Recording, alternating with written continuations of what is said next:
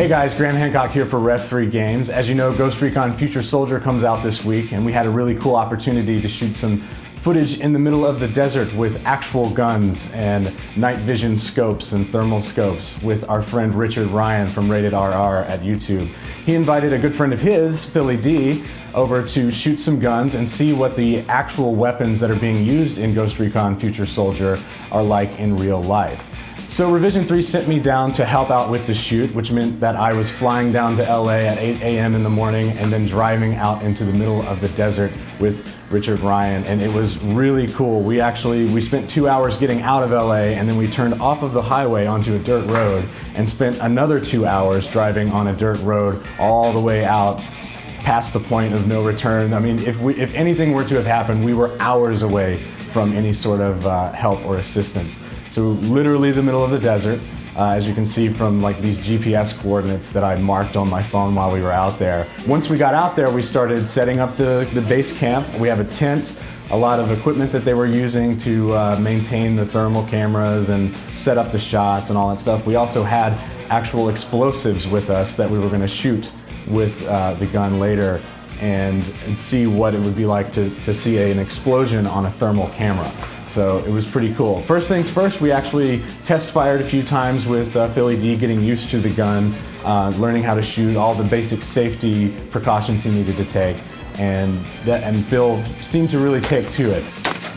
The first actual setup was PhillyD shooting at bottles of water and soda behind a black tarp. So he couldn't actually see these things with his eyes, but once he looked through the scopes, they were shining up bright white and dark black because the bottles of water were heated up beforehand. So while PhillyD was shooting at these bottles of water, we had a little recorder off of his scope on the gun, so we could actually get the footage from what PhillyD was seeing when he was shooting at these bottles of water. That's sick footage. It's like Blair Witch.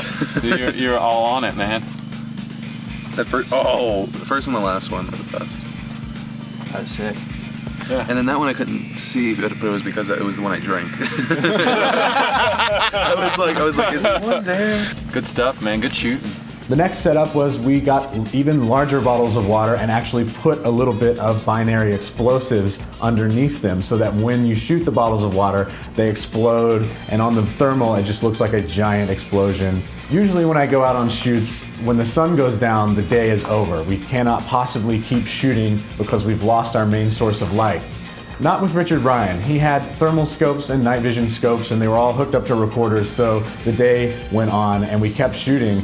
And actually the last shoot with the exploding water bottles was shot in complete and total darkness. We could have not shot this with regular cameras, so that was pretty cool. At around midnight, we were wrapping up, getting around to the final shot of the day, and we had lots of leftover explosives.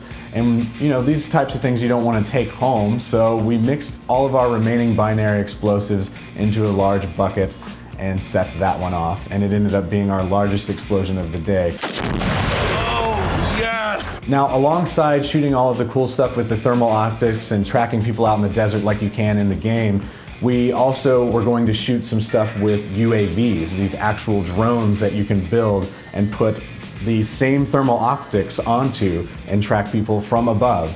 We didn't get to shoot that while I was out there, but PhillyD and Richard Ryan did go back out to the desert the next weekend and shot a whole other video, and they actually did set up 4 drones, and they flew them around, and they dropped explosives from one of the drones, and it detonates before it hits the ground.